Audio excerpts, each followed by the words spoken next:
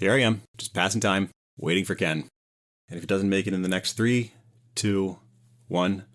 All right, he's out. It's now the Aaron Show. We're going to listen to my music, talk about pop punk, everything that I'm writing. Let's do it. Hey, what's going on? Can you hear me? Oh. All right, welcome to Native Tongues.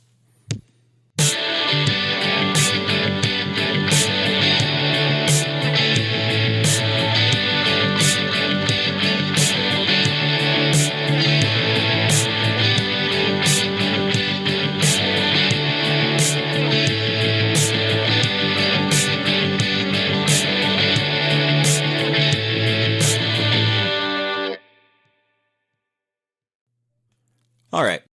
Our guest this week is a very endearing guy that plays music under the moniker Jupie. He just released his newest album, Brick Hill, this past January. He's previously played in bands in cities that he's lived in, including Baltimore, New York, and Chicago. He had plenty of good stuff to say about our lovely city of Baltimore. You can catch his next performance at the Auto Bar on March 5th. Let's welcome Julius Bowditch. Hey. Hey, nice to meet you finally. Oh, hey, I'm Ken. Great to meet you too. I'm glad we made it work this week. Yes. Yeah, me too. Well, this is great. I was hoping you would have a good mic and a setup being a musician, because we've talked to a number of people who seem like they've never been around a computer before. I believe it. Yeah. Especially, anyone who does writing. Yeah. Yeah. Sure. Enough to type, and maybe that's it. Yeah. I'm like, the microphone doesn't go in your mouth. You have to take it out. You can't, it doesn't work that way. So what are you up to today? So today I have the day off, which is really great. I'm in law school right now, actually, as well as. Oh, no way. Yeah. I just put out this new record, so I've been trying to be easy on myself for like a few weeks before really cracking on the next one. But so yeah, I'm just like taking a day. My roommate is leaving for Mexico for almost 2 months, so we had like a whole celebration yesterday, and she left this morning. So you have a nice quiet place to yourself. Yeah, exactly. And I live in Woodbury, so I'm going to do like a nice long walk in Druid Hill Park today. Really awesome. Enjoy the weather. Beautiful day for it, too. Mm-hmm. What do you think? Are you the type that will get stir crazy, though? Like by yourself? Absolutely. You have your cat. Yeah, I have my cat pajama. But yeah, I'm definitely, I like having a roommate. You know, I like not being, I'm definitely a very extroverted person. So I thrive off, and like, I'm like a social recharger, you know. Same. After like a crazy day, I like to go be with other people. So I get that. We actually we do this podcast so that Aaron can drain from me. Just sap everything that I have out of this. Is all it is. Oh my God. What we do in the shadows. Yeah, exactly. Like an energy vampire. I'm one of those for sure. We have an ongoing list of people we know that fall into that category. Indeed. I believe it. Yeah, I definitely have a list of my own. So you're in law school. You are writing music. Yeah. I've been doing music for a long time. My whole life in different capacities. And my parents were musicians back in the 90s, so it's always been a big part of my world. What kind of musicians? They were like grunge rockers. Oh, really? Yeah, they were awesome. They had this band Enormous that was pretty big for a minute in the mid to late 90s. So until I was 2, I lived in a van with them while they were on tour. Were they both in the band? Oh. Yeah, my mom sang and played bass. My dad did guitar and backup vocals, and they had a drummer. That's killer. Yeah. That's pretty fun. Yeah, they're still like, my mom is one of those people who will like wake up in the middle of the night with a full song in her head, you know, just like have to like run to a guitar, like write it all down, and then like go right back to bed. And she's still does that to this day. So okay, that's cool. So you grew up around noise. Yes, yeah. There's a lot of photos of me as a baby with the big giant headphones on, like on the side of the stage during their shows. Yeah.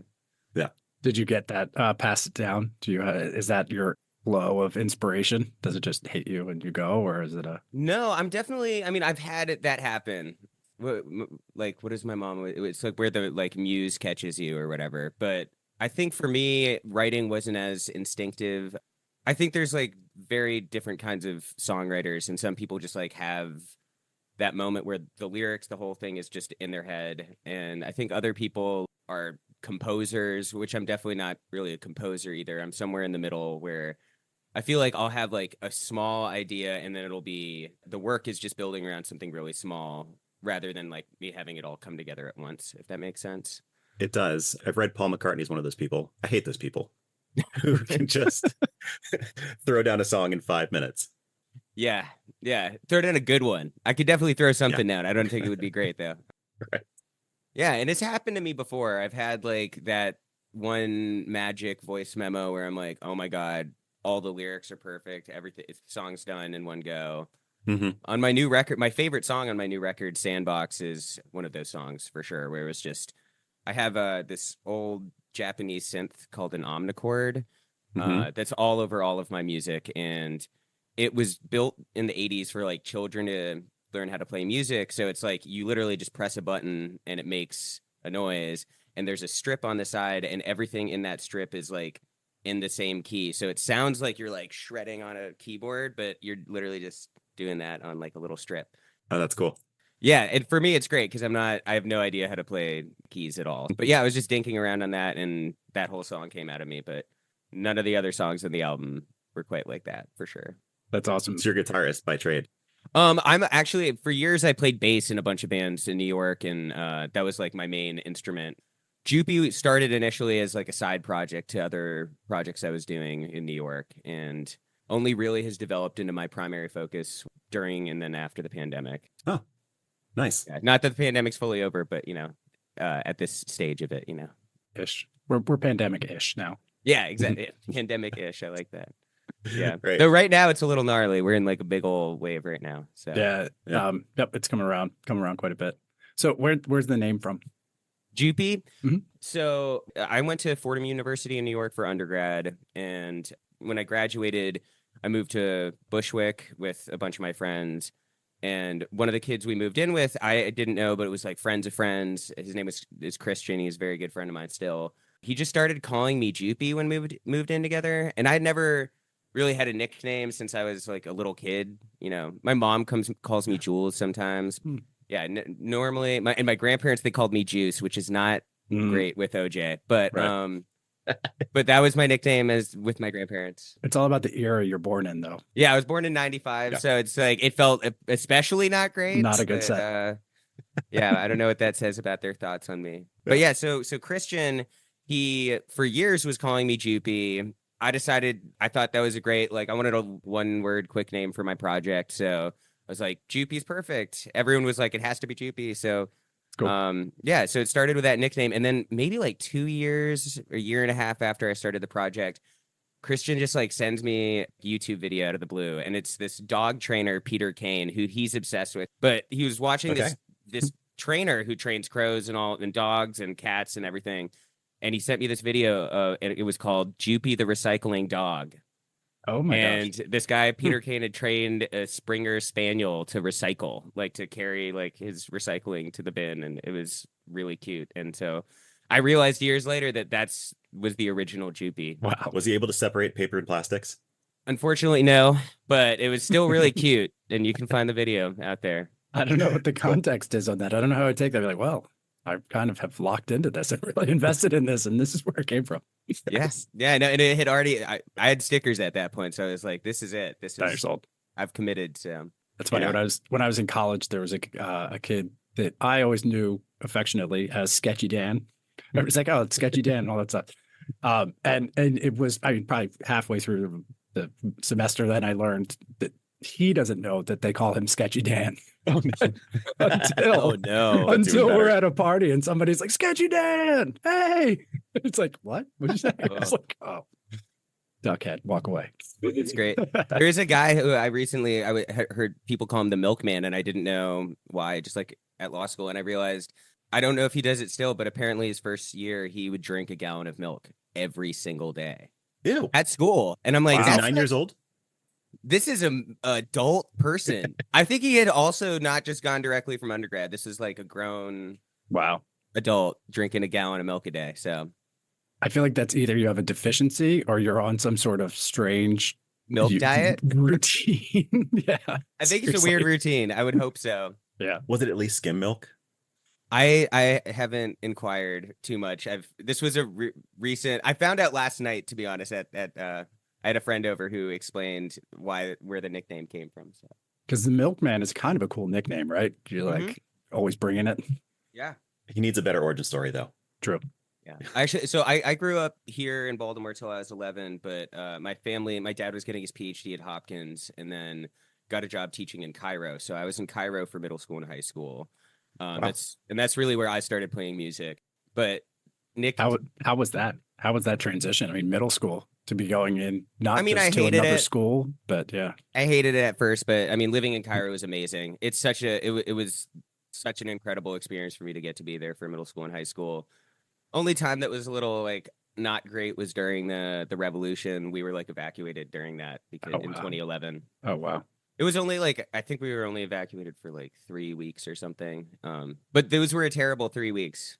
Definitely was like I'm never gonna. For me, it was so like there was this big moment in history. But for me, I just remember being like, never gonna see my friends again. Like I don't know if I'm ever gonna go back to my house. Like it was like that was my crisis during. Yeah, it's a different perspective than the rest of us get. When you're 15, yeah.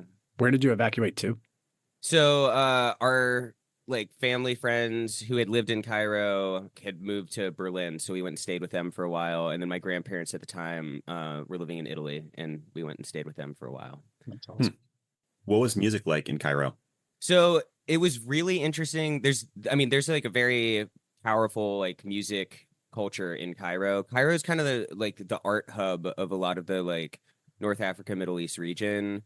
Like most television, like really popular television is produced in Cairo. So like Arabics, there's a bunch of different dialects, but like Mosrine Egyptian dialect is like the dialect of television and a lot of like music and stuff. So when I was there was just like Kulthum. There's like all these Amr Diab. There's all these very famous Egyptian artists that sang in a certain way that I really like. When I was young, especially, I like was so inspired by like the way that people like emote, like artists there. There's so much emphasis on like vocal power and like suspense and building and very deliberate minimalism at certain times. But yeah, so it's very much a different scene than here. There was of course like a bit of a rock scene and metal scene, but when I was a kid, my parents had not really played music since they had done the band in the 90s, and they just started like playing in a cover band with my friend Chris's dad, and then I played in the cover band with my parents for years, which was actually like the biggest shows I probably will ever play were in that cover band with my parents. Really? We got flown around a little bit in the Middle East to play in front of like pretty big crowds. I played in front of like 5,000 people in a big concert hall, kind of like, or opera house in Amman, Jordan. How old were you then? I was 15. Wild. Yeah. So that was like a totally surreal experience. And then going from that to back to the States. My parents were in Cairo and the whole time I was in college and stuff. So wow. 12.5-hour flight away. Did you graduate from high school in Cairo? At the Pyramids of Giza. Yep. No shit. Wow. Yeah. That is a very cool story and unexpected. Yeah. Cool backdrop too. Oh yeah, that's definitely from somewhere my mom got that in Cairo. Oh, I meant I do like that. That is. Oh, a nice I was backdrop. like, you meant the backdrop too. Pyramids of Giza are a cool backdrop for any ceremony. Absolutely a cool backdrop. Yeah, there's photos out there somewhere. If you type in Cairo American College, there's like 1 million photos of the school's graduation there. Yeah. Gotcha. Huh. Okay. Do you speak the language? Like, do you carry Arabic? that over? Yeah. So my speaking skills have gotten a lot worse just because I don't speak it very often here. But in New York, I would speak it a lot more at like delis and stuff. A lot of the deli workers in New York are from Yemen specifically, but and the dialect's similar enough that we can kind of make it work. I was thinking so. And cool. I studied Arabic in as an undergrad as well. So my reading and writing at this point is probably better than my speaking. But. What type of law are you studying? So I'm in my first year. I was kind of having a big career pivot and figuring out what I wanted to do. From what? I had actually taught anthropology before that. Huh. Yeah, just figuring out. That kind of fits with where you were coming from, right? A little bit. Yeah. So I would, and but I wanted to do work with more of a tangible change and like more community oriented work here in Baltimore. So that kind of, I don't know for sure what I'll do, but I'm definitely looking at like the nonprofit route. I'm not particularly interested in litigation. I went to one criminal trial and it was just not my thing. Yeah. There's something about like I have friends who are doctors, right? And you're just like, that's so awesome. You're a doctor. I'm so glad that you can do that, but I could never do that. Right. And I'm glad there are people who can do it, but when I was in the courtroom, like I was there for like a murder trial for a class of mine, and there's just like this desensitized element that has to be there with like if you're hearing 20 murder trials a week, right? Like you're gonna have to have Yep. some separation to be a functioning person, or you're gonna just like lose your mind. So Sure. all the attorneys and the judge and everyone, I just felt like were so desensitized Yeah. to that. And I just don't ever want to be desensitized to that. So Well, it's weird in a way, you know, it's kind of the way you have to be, but it's they're kind of just processing the criminal sort of experience, right? So they're kind of going through and like fill out this form, do this, sign this, object to that, you know. Obviously they, you know, in TV they glorify it, but yeah, if you've ever been in court, like a lot of it is just procedural kind of stuff. Yep. You spend a lot of time in court, Ken? A lot. Yes. Yes. Lots. No, I don't. We missed this in our Q&A. Seriously. Anyway, that's cool. So how do you think like all that sort of comes around in your music? I feel like listening to it, well, I would ask you too, how does the production part of it come about for you? That was one of my things as I'm listening to it. I wanted to know that too. yeah, so when I first started making music, I'd been writing for a long time before I started doing production at all. And in college, I played in this band, Your Dog.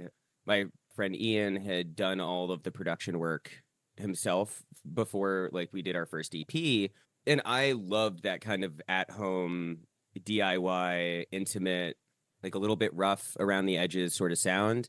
Mhm. And we ended up recording most of it. He did most of it himself, and then we went and worked with this producer in upstate New York, Chris Daly, who's worked on a ton of the big like indie rock projects that have come out of like the Westchester area in the last bunch of years. And Chris, so Chris worked on this record with Your Dog, and I think after that experience, I was like not really sure if I wanted to like learn how to self-produce or not, but I just like started messing around on GarageBand back in like 2017. Mhm. And yeah, I just started making these really messy little tracks just for fun for myself because I was doing this other band. And when that band split up in I think it was like end of 2017, beginning of 2018, I like didn't know what I was gonna do. We had been kind of big for a minute and had just gotten like a record deal and everything. So other people were asking me to play bass for them.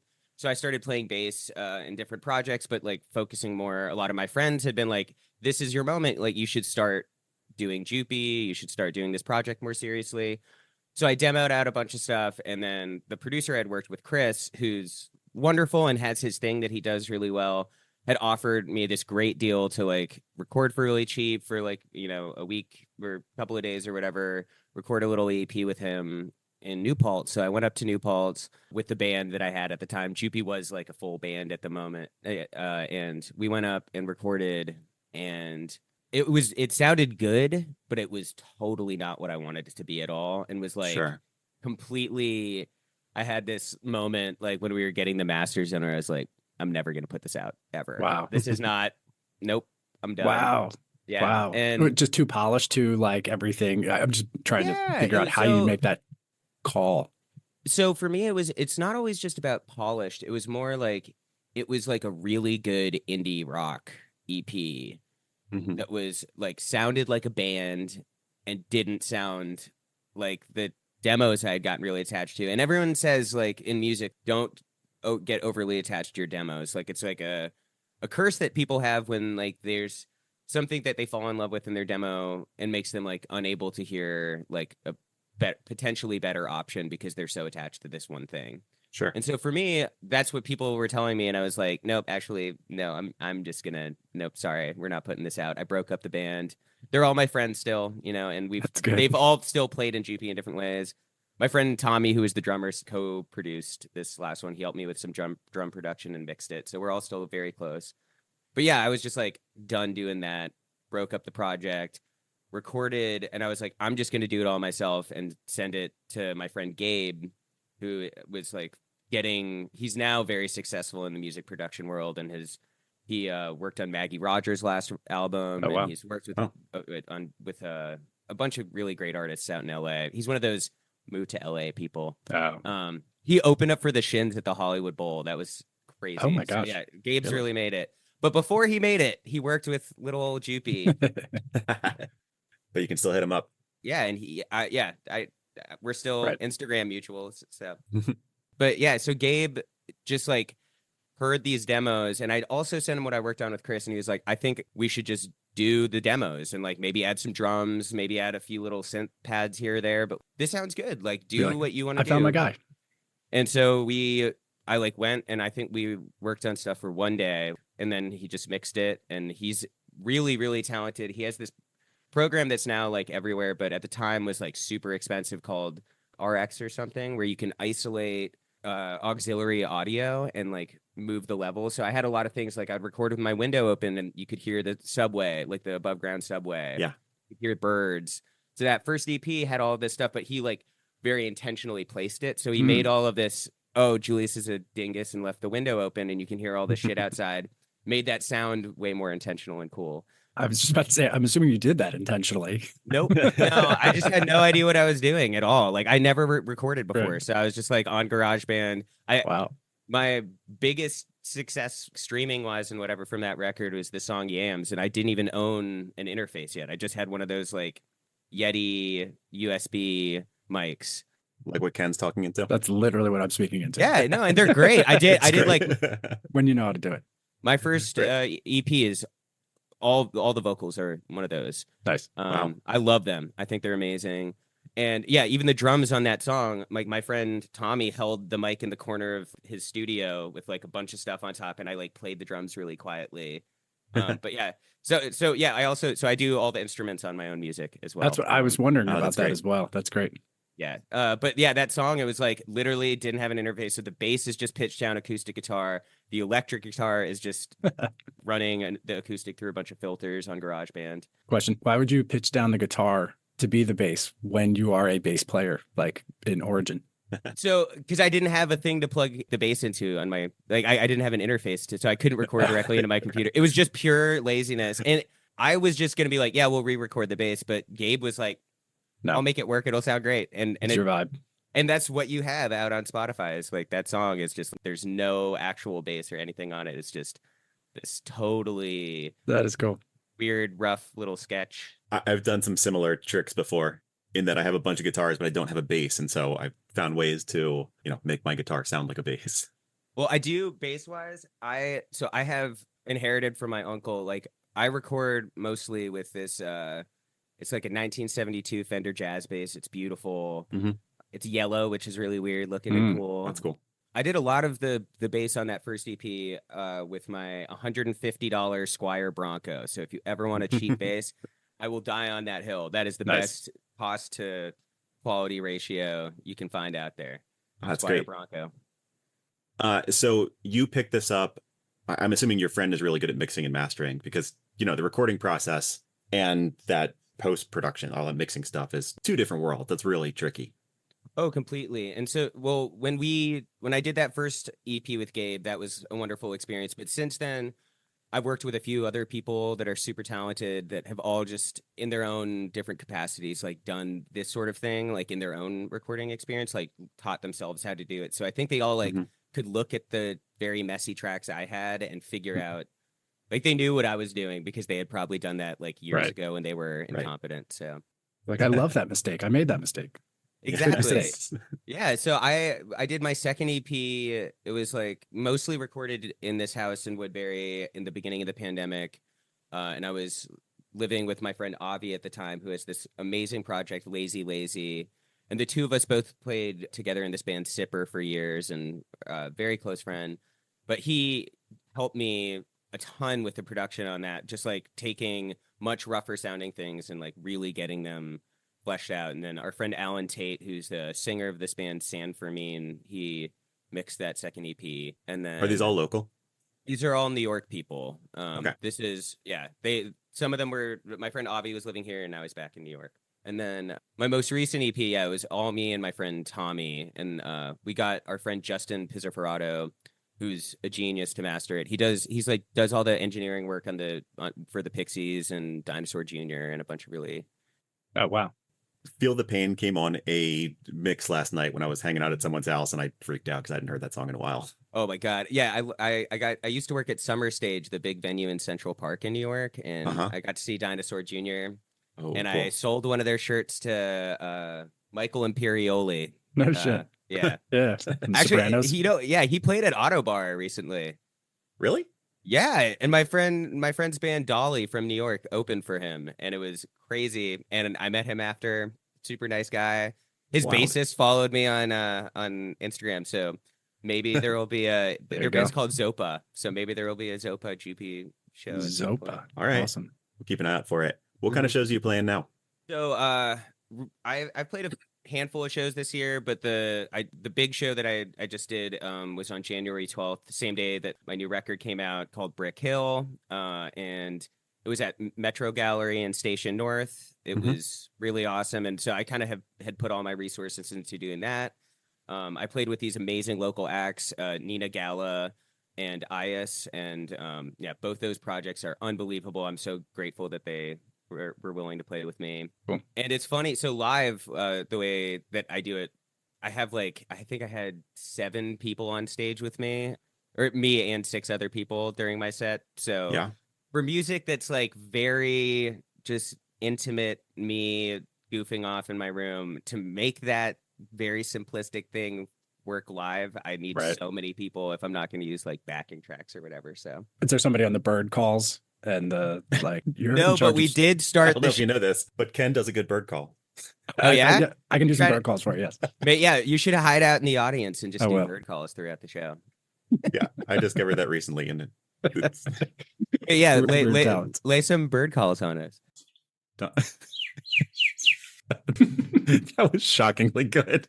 Can you do other variations? I can. I do a really good dove too. I'm impressed. I'm sold. Very good. So when you're playing it live, obviously you need a group because it's just you. Mhm. Are you trying to keep that same bedroom kind of sound, or are you trying to blow it up a little more since you have access to people? So it's a little bit of a mix. This show is the first time I got this like new vocal pedal, which I had never really messed with before, using vocal pedals. Where it has this effect where it sounds like there's more doubling going on. Sure. Because I do a ton of layering. The reason that it's so hard to do my stuff live is because I typically will have like 2 or 3 vocal tracks going at once, a bunch of harmonies going on, and I'm not a great guitarist, so I tend to just layer a bunch of like 2 or 3 note hooks, and that turns it into this like big, rich, Yeah. sound. It sounds like I'm playing a really cool guitar part, but I'm really playing like a bunch of very not cool guitar parts. It all but it comes sounds together great. nicely. It I comes know. together, it comes together really well. I agree. so. I think it sounds awesome, but it's this process of putting all the notes in the right place. But I feel like a real guitarist would learn how to do that as one part, and I just am like, that note would sound good, and I'll like record me doing one note. So yeah, I want to maintain some of that. I definitely like when I can get like really quiet and have it be like me and the guitar and the mic, and like messing with some of the sounds solo is really great. But for the bigger moments on the record, it's especially with some of the drum parts. Those parts are me playing. I'm not a really crazy drummer, but I like to have my drum parts on the recordings be pretty simple to have that not like overshine some of the other stuff. But live, my drummer, my friend Gabe drums for me, and he's been like a long time touring drummer for a bunch of really talented acts, mostly out of Miami and New York. And I kind of like let him do his thing live. Yeah. We'll have like songs where he's much more restrained, but when we get big, it can get just so much bigger live. And yeah, it's really fun. That is really cool. So the way you're describing this is also, I mean, you kind of played it down before. Being able to, even if you can't play the music, being able to pick out all of those notes and layer and put them together and take the time and focus to build that up. I mean, you were saying before that like you fall somewhere in the middle of the people who can just hear it and play it and the people who need to just work. And I see what you're saying. I'm not sure there's a question in here somewhere, but it is an impressive skill for someone who can't strum everything and play all the notes to be able to hear that ahead of time and learn how to build on that. I mean, I think that is like a true producer there. Yeah. Yeah, I think, I mean, some of it, like, I definitely, as far as, I mean, I can play guitar well enough to do basic chord structure and stuff, but yeah, me trying to do a guitar solo, I do my own guitar solos, but it takes me a lot of, I have to track it Re-record over it. and over and over. There's some splicing going on in there. Yeah, but I think a part of the fun of it is trying out it. For me, recording, I do it so backwards. Any producer would be furious hearing how I do it, but because normally you lay down the drums and the bass and then like build everything kind of around the rhythm section. And Sure. I record a like rough guitar track and my vocals first, like a vocal take, and then build everything around that instead. So because I'm like that needs to be the core focus Right. of everything. But I think that's fine. I mean, if you said you're not going for something polished, you're not trying to put like the beat or a click track or something down that like really holds it tight. And I have to say, my all my friends who I've worked with have really, they're very nice about it, but they've done the labor of getting that all to a click after. Yeah, I mean, I play to a click, but they have to do a lot of straightening up of all of my stuff, especially that song "Sandbox," which on my record, my friend Tommy had a lot of labor going to that one, trying to move everything over just a little bit so it all felt more in sync. Here's where the beat is. So yeah, on that note though, so like you said, you're layering all the things in, and I think it's cool. Like, and I also love, by the way, that it's a nice EP that you put out too, because I'm like, so nowadays it's like you can just put out a couple songs. It's sort of the way the industry's going, especially with like social media and all that stuff. But like, so how do you decide when it's done? If you're constantly adding layers, it's like you're making pizza or something. How do you decide, all right, that's enough toppings for that pizza? That one is good. How do you decide it has enough guitar parts? There are enough things going on there. Well, so I do ask people for a lot of feedback, and I don't always take it. Sometimes I'll like have a day where I record for 2 hours, 3 hours, and the song will be done, and it won't really change at all after that. Okay. I think on the record, I have like 3 songs on the record that are like that, where it was just like had an afternoon where I was like, I want to record today, and I just did it, and then that was what it became forever. But a lot of the times, what I'll do is I'll record a little part of the song, and I'll start building, and I'll like bounce the track that's unfinished, so I can listen to my car and listen, like go on a walk in the woods. And then come back to it later and be like, okay, I have all these new ideas to add on, or oh, that guitar part actually doesn't fit there. So it'll be like me listening, like when I know it's not finished, and just by listening out in the wild is like how, like listening on I always mix on Apple headphones, like do pre-mixing. I used to only record wearing Apple headphones because I'm like, that's what everyone else is going to be listening on. So if I listen to my car and on my Apple headphones walking in the woods, like that's kind of how I figure out where things need to be and whether or not it's done. And it's also part of it that's nice. I was talking to my therapist about this actually a little bit because I was feeling like lazy for not learning how to mix well, and that like, I'm maybe holding myself back or something. But I like, with not being the person who mixes my own music, finding someone who I trust, who I can know that even if all like the sounds aren't exactly where they need to be, to like if the pieces are all there, then I don't have to worry about it being done. And once they're mixing, sometimes they'll be like, hey, what do you think? Should we add one more little thing here? Or so I have my song Circle Falls on the record. I don't know if there was a music video that came out where it's like Circle Falls into I saw it. It Was a Thursday. Yep. And this Actually, no, I don't think I saw that one.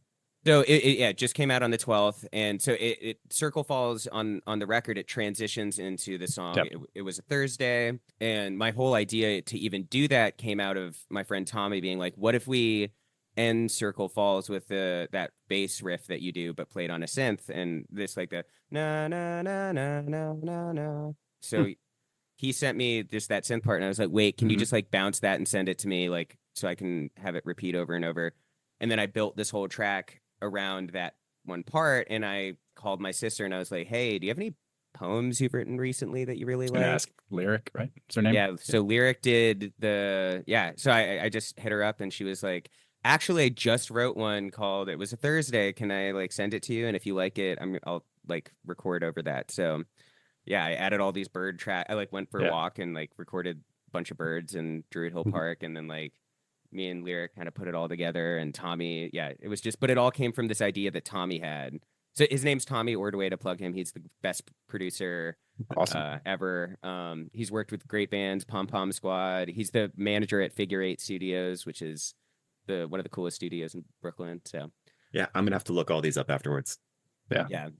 I love that point, though. I mean, that was one of the first things I learned early on, and I'm not calling myself a producer or anything, just, tinkering, was that it's great to mix and master on studio quality speakers or with good headphones, but no one else in the world is going to be listening to that. They're going to be listening to most of the stuff in their car or get with their Apple headphones. So good producers usually afterwards go try to find like the shittiest speakers they can to see what it's going to sound like. Yeah, my mom always told me that they did like some big studio. They recorded at Sound City, that studio in LA. Yeah, Dave Grohl sure. made a documentary about. Wow. So yeah, there's a photo of me being held by Frank Black as a baby. Nice. Yeah, I'm in Wild. like a dinosaur onesie. It's great. That's I might be awesome. the only person he's ever held wearing a dinosaur onesie. Yeah, I don't know. Things get weird out there. I don't know. I asked Justin because the guy who mastered it, he worked with the Pixies, and I sent him that photo, and he thought it was the funniest thing. That's great. But Nice. but yeah, my parents said when they would record at Sound City, they would like finish a mix, and then they'd like get the tape, and they'd sprint out to the car, and they'd put it in their like shitty car speakers, and that's the only way you'd know a song was done, was how it sounded. Like that's how every rock band in the 90s did it. You had to Yeah. listen on your shitty car speakers to know the song was done. Right. Obviously now speakers in cars are a lot better, but the Yeah. concept, the idea is there. Mm-hmm. Yeah, and to have like to be like listening on or your Apple headphones now, So Mhm. I think it's definitely learned a lot from that idea. But also so what I was saying before too is I'm sorry I kept going on these kind of tangents, but working so a big part of like knowing things are done too, just finding people you trust who you can like pass it off to at a certain point and like know that I don't know. There's something that's comforting about that, because I think if I got into mixing, and this is what my therapist said to me, was I would lose my mind. I would just torture myself forever. We have a saying at my work: "You're effing it to death." Just walk away. Put a pin in it and walk away. Yeah, or like lateral editing, where I would just be making it sound essentially the same, slightly different, but the same forever. And Right. Perfect is the enemy of good. exactly. And that if I mixed and mastered it too, that I would, anytime I would listen to it after, I would, instead of being like, wow, it's like awesome how Tommy got it to sound this amazing way that I'm really proud of, like, I would always be like, I didn't do it well enough or something. So Right. I should have done something else there. exactly. Yeah. That's great that you can hand that off though, and you have people you can trust too. Yeah. I mean, I'm That's hard to find. especially after this last record, like I'm gonna work with Tommy on my next one. My bassist Eric, who I play live with here, is just absolutely amazing producer. So the three of us are gonna work on it a lot. Very excited about it. So Very yeah, cool. I already have the new record written. But Oh, cool. yeah, and not fully recorded yet. Yeah. So Jupie is your main musical focus moving forward. Yes, it's my main musical focus. I'm with some of my friends that I play with here. Most of the people who play in Jupie, I'm definitely looking forward to their projects kind of coming to fruition, so I can play bass live again, because that's the most fun I ever have on stage, is getting to play bass for a project. Yeah. I mean, I love getting to do Jupie live, but Jupie's much more. It's cool because I'm doing it with all my friends, but it is more of a studio project than a live project. When you're playing bass with these guys, like what kind of music is it? So I haven't really been doing that yet. That's like something I'm looking forward to getting to do. But the projects I played in New York, Sipper is really awesome.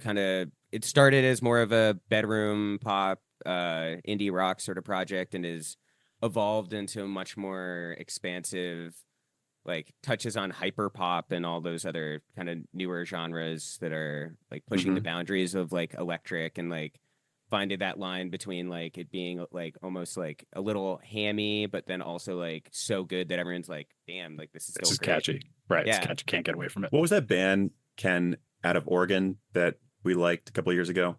I don't know. Who are we talking about? It'll hit me in a minute. We'll edit that in. Yeah. Record that later. Exactly.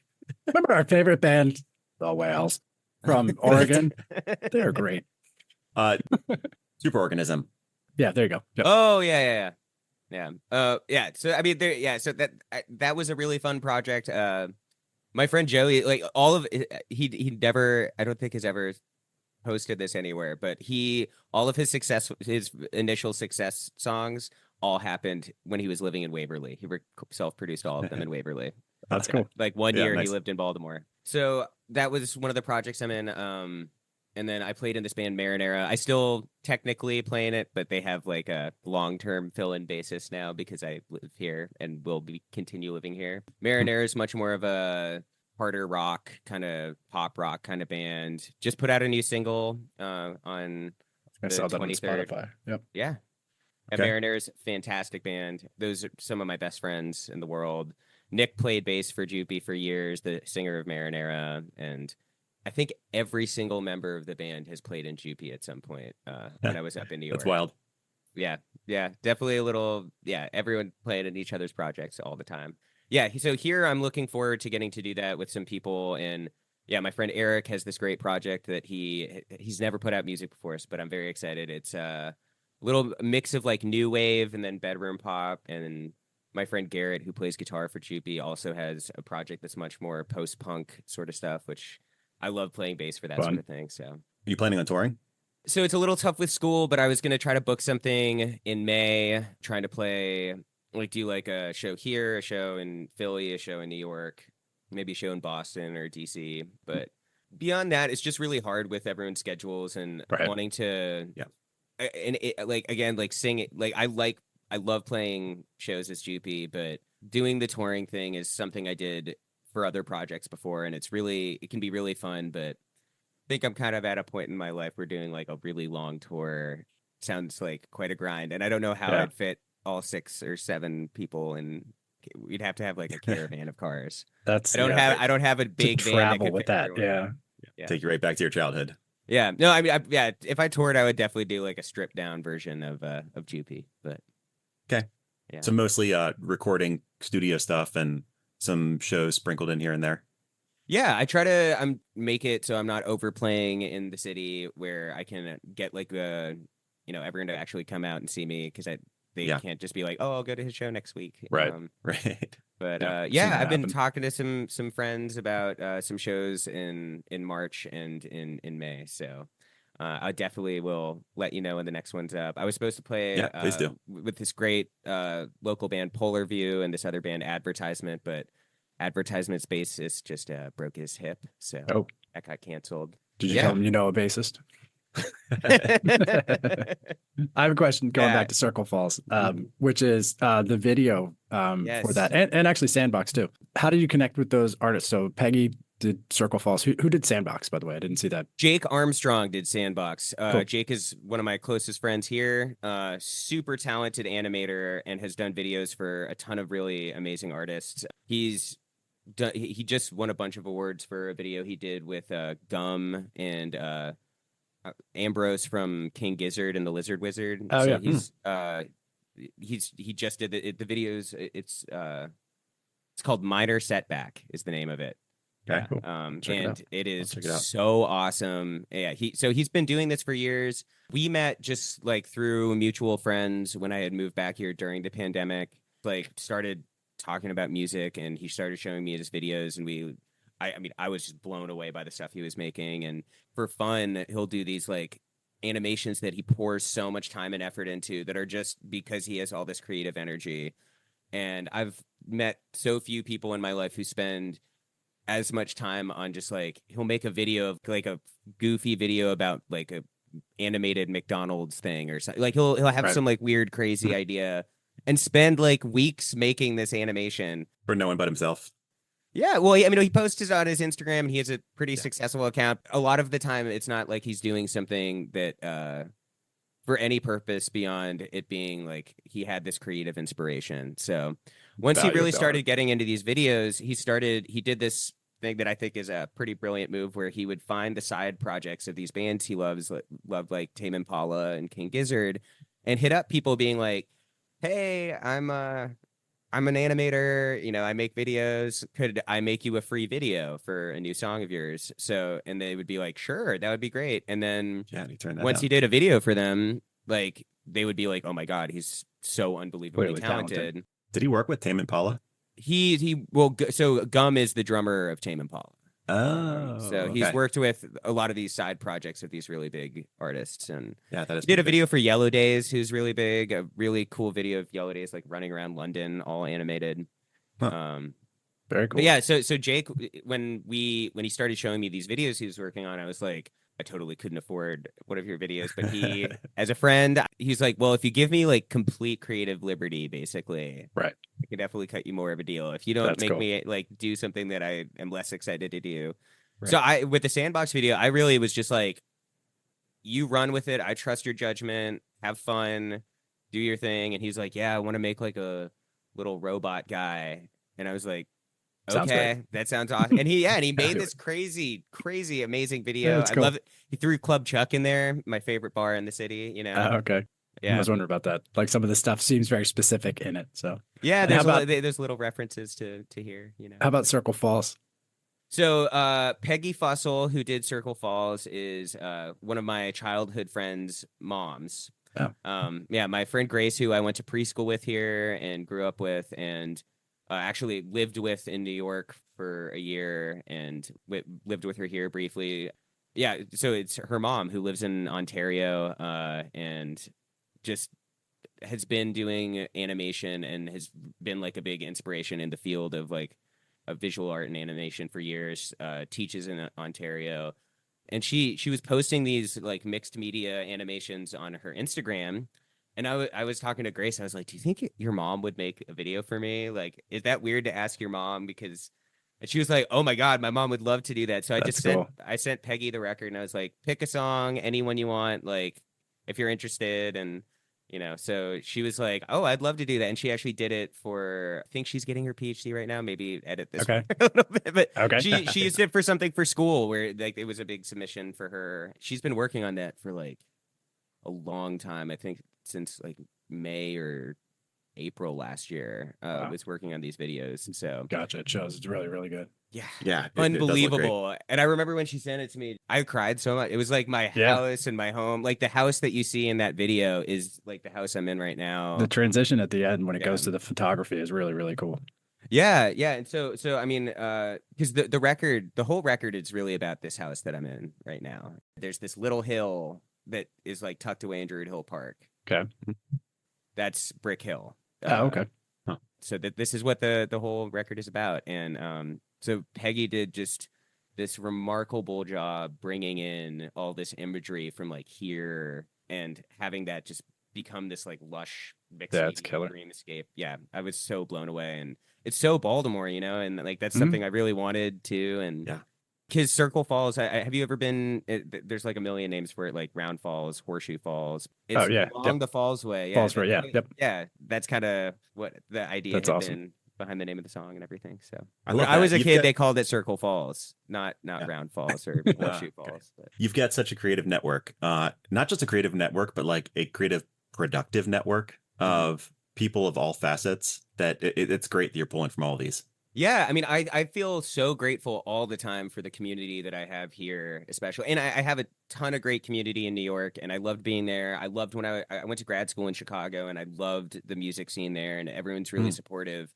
But being here, there's something so special about how everyone really supports each other and has each other's backs from all different kinds of genres of music too, and all different artistic disciplines. And like all my photography, like all the press photos I've had for the last few years have all been my friend Peter Hoblitzel, who just a brilliant local photographer. He does a ton of Natty Bows photo shoots, actually. Like, so I'm sure if you ever have seen like an Instagram, hell yeah. Oh, shirt on. If you see any of the ads where it's like, people like Yes. clinking their beers right on Natty Bows Instagram, a lot of those are Peter. That's cool. Who's taking Nice.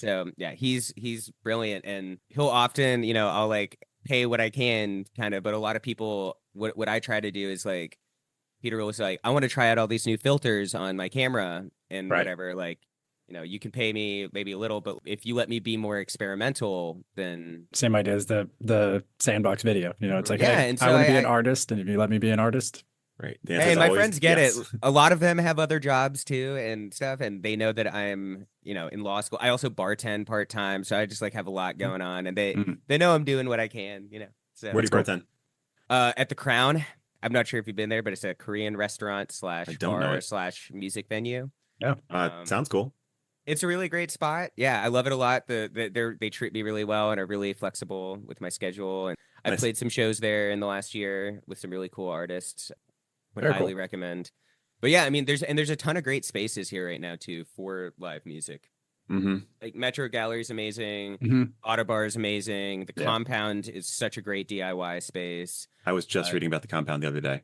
Yeah, my friend Laurel does like all of the booking there and runs it all. So, and it's just amazing what they've done with the space, and the sound there is so good.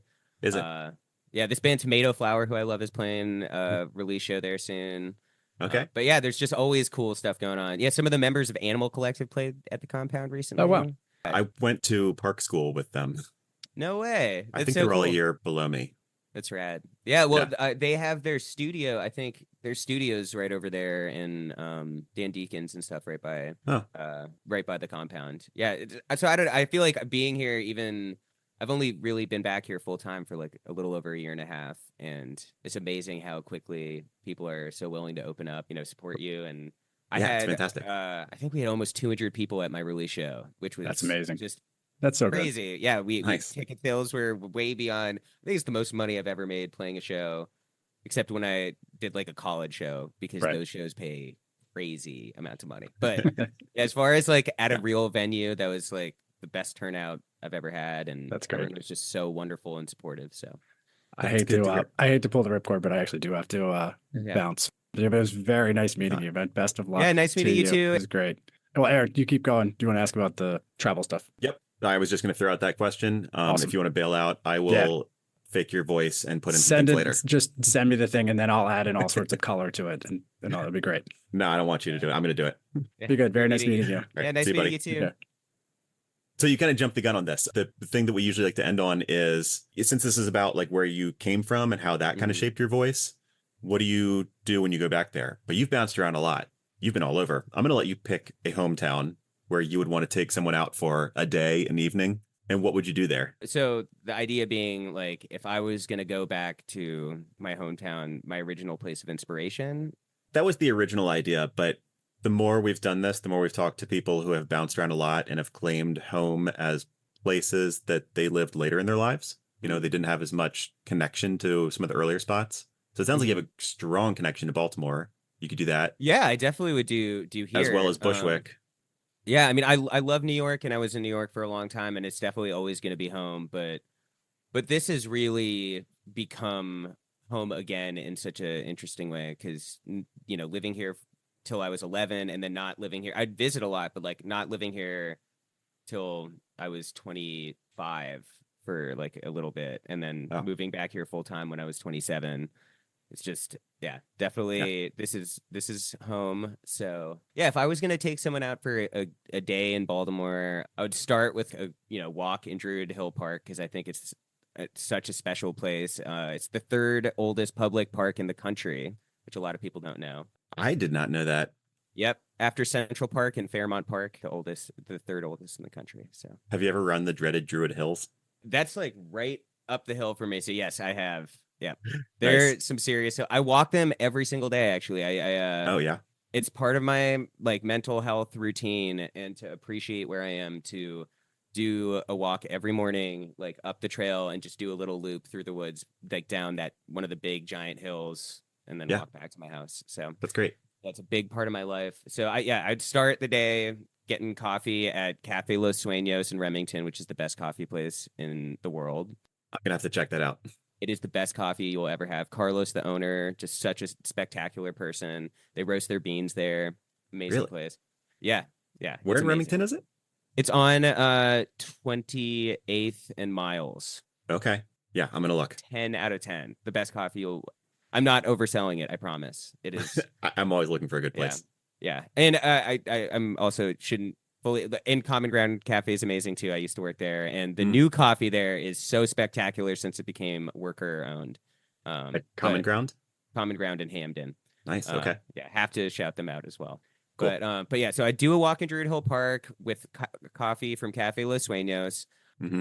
I'd probably have to take someone down to walk around Fells. and you park your car and have to walk down Bond Street past the bread factory because it's like the best smelling part of the whole city. Yeah, And then definitely. do a little lap around Fells and then go to the aquarium. And then once it's like more evening time, there's so many good food spots, but I'd probably have to go to Dylan's Oyster Cellar and on the Avenue in Hamden on 36th Street and Chestnut for Mm, dinner. okay. So good. And Dylan is really awesome, and everyone who works there is really great. So I'd have to go there, and then I'd start the evening at Melanie's in Hamden, an amazing bar my friend Hannah owns. And Which one is then Melanie's? it's right across from Bluebird. Yeah, I know Bluebird. I've been in there. It's awesome. It's a great little dive. Don't get me wrong, I love Bluebird and everything, but that's Fancy. a little out of my Yeah. price range. I'll go there for one drink every 6 months, Right. But yeah, Melanie's is fantastic. So I'd probably go there. And then I love taking the light rail. It's actually a huge part of my life because it's so close to me. So I would probably take the light rail down to Mount Vernon and go to Sugar Vale, which is a great Oh, little yeah. cocktail bar down there, and then work my way up through Mount Vernon to Station North, go to Club Charles, the greatest bar in the entire world. Hmm. Love it so dearly. It's I call it my living room bar. Yeah. And then I'd probably go bounce between there, Royal Blue, if you've ever been there. It's another great spot in that neighborhood. Maybe if there was time to catch a movie at the Charles Theater, of course, doing that is always amazing. I used to go to the Charles Theater so much. I haven't been in a long time. When my wife and I were dating, we did several weeks in a row when they were doing like a Hitchcock revival. Oh shit, that's awesome. Yeah, Yeah, that was really cool. I love, and it's so affordable compared to other theaters, and it's like I think it's Yeah. the oldest theater in the city, right? Oh, it's got to be. I mean, it feels like it. Yeah. Yeah, I love it there, but I mean, there's so many things to do. I'm sorry, this answer is just all over the place, but No, I love this answer. This is a very good day. okay, yeah. So I would definitely try to catch a movie if there was time, or catch a show at Autobar or Metro or the Compound or the Crown. But I mean, Autobar, I think Rolling Stone ranked it in the top 10 music venues in the country. Wow. We have like such a great live spaces, so I definitely try to make sure I hit Autobar and Club Charles in one night. That's like Yeah. the perfect night out in Baltimore, in my opinion. I love Um, Autobar. Who did I last see there? I saw Jay Roddy's new band, mm. and I saw Delta Spirit there a little while ago. But they get like some surprising acts every once in a while. I saw Sleigh Bells like right before they broke there. Oh yeah. Oh my God, I love sleigh bells. They're so cool. Yeah, they were fun. My friend's band Deeper from Chicago played there recently. They were amazing. Nation of Language played there. That was incredible. Okay. Yeah, there's been so many great shows in the last year there. Also, I love that some of the bigger acts here still, like Turnstile, will still do like shows there, and even though they're now like one of the biggest bands. Yeah, they're gigantic. I would love to see them at Autobar. That'd be fun. Yeah, I love it so much there. I'm thinking food wise, if there was and you have to end the night with getting some Rofo, of course. Got to get What some. are you getting there? Oh, Wedges? I get the chicken tender slider. That's my go-to. That's a good one. They're bomb. So yeah, I think that's pretty close to a perfect day.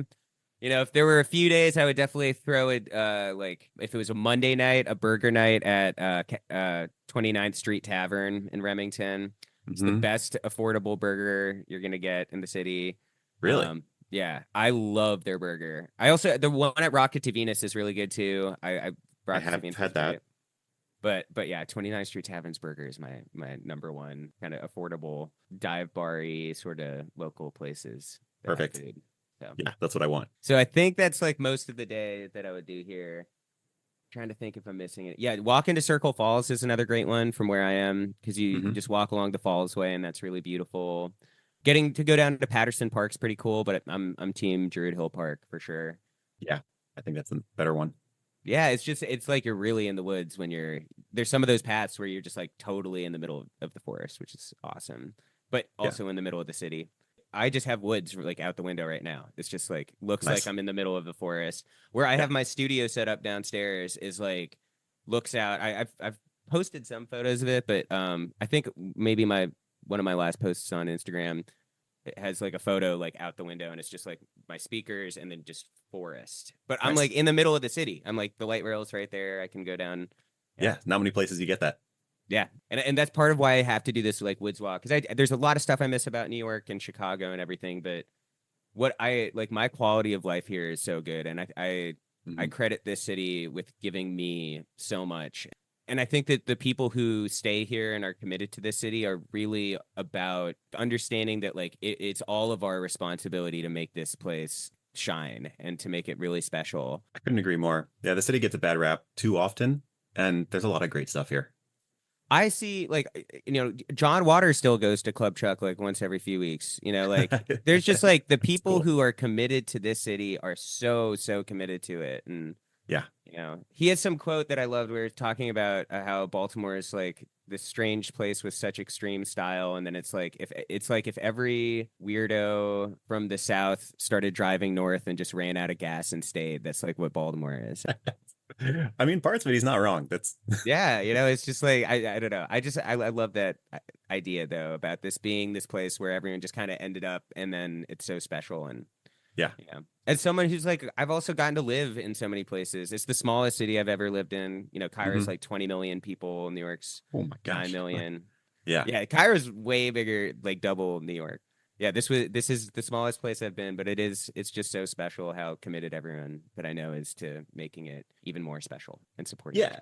And I like that you gave such a diverse, big, sort of stretched out walking path around different parts of the city because, it. I mean, there are neighborhoods, but they all bleed into each other here, and you can easily hop around to all of them. Whereas in Bushwick, I'm sure you stayed in Bushwick most of the time.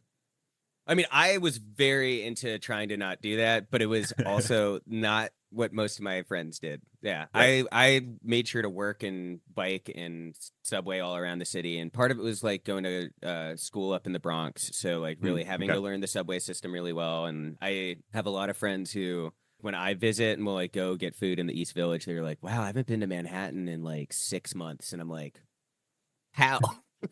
How do you not just like how did that It's right there. happen?" Yeah. It's like, yeah, like how did you just not? I don't know. Yeah, my most recently when I lived there, I was in Williamsburg, and I used to just try every day, like the same way I have my walk here. I was right by the Williamsburg Bridge, so I just walk or run to Manhattan every day Yeah. over the bridge, and it was so special to get to do that. Wherever I am, I have to find that thing to make me remind myself all the time why it's special that I get to be in that space. So Yeah, a couple of buddies and I, right at the end of the pandemic, went and just did like a brewery tour in Brooklyn for the weekend. it's awesome. Yeah, we had 10 places mapped out. And then we were like, all right, we're going to stay in the middle of them and we're just going to walk around for a few days and hit everything else in between.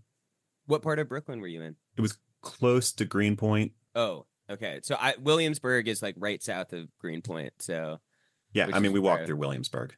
it's a really cool area. I love Greenpoint. That's where I worked, first started working, and used to have this venue, Brooklyn Bazaar, that I played some crazy shows at when I was in college. I played with Y. Do you know the band Y with the question mark? No, I They were don't. like a Cincinnati trip hop band that I was obsessed with in high school, and I got to Okay, play with them with my college band. That was like a highlight for me. nice. Yeah. I would love to also just say, like, there's so many good local artists everyone should check out. I'm not going to remember the names of all of them, but you should check out Moontide Gallery if you haven't. That's my friend Mason's band. This is here Check in out, Baltimore. yeah, Noir Benny is another he's a great rapper. Okay. Ias, Nina Gala, who I mentioned before, who I played with. There's just endless Tomato Flower. There's just endless good music here. Jupiter Rex is another great one. My friend Tariq's project Infinity Knives. He's the one who did the interview with me for Baltimore Fishbowl. Yeah. I thought I knew that name. Yeah. I mean, his project with Brian Ennals is just so unbelievable. Their last record, I got so much love on like Pitchfork and a bunch of different places. So there's all these people Oh, kind wow. of breaking out right now. Yeah. Yeah, it's funny. Not everyone knows them here, but when they tour the UK, they like will sell out everywhere. It's crazy. That's so crazy. Yeah. No, so there's just like a lot going on, and I'm so grateful to be here. And Yeah, I love hearing that. All right, I can't keep you much longer. oh, the one other thing I wanted to add was, yeah, it's very cool to be on a podcast for the first time. Lyric, my sister, her first time being on a record really was her doing it was a Thursday, and now I'm on a podcast for the first time. But that's what she does for a living. She's a podcaster, so No kidding. yeah, she works at Freakonomics. Wow. So Yeah, so she's a serious podcast. yeah, I called her this morning and told her I was doing this, and she was really excited about it. So Oh, that's so cool. Well, thank you so much for doing this. Wonderful. Yeah, this was fun. Yeah, this was really great. It's super nice meeting you. Take Yeah, care. nice meeting you too.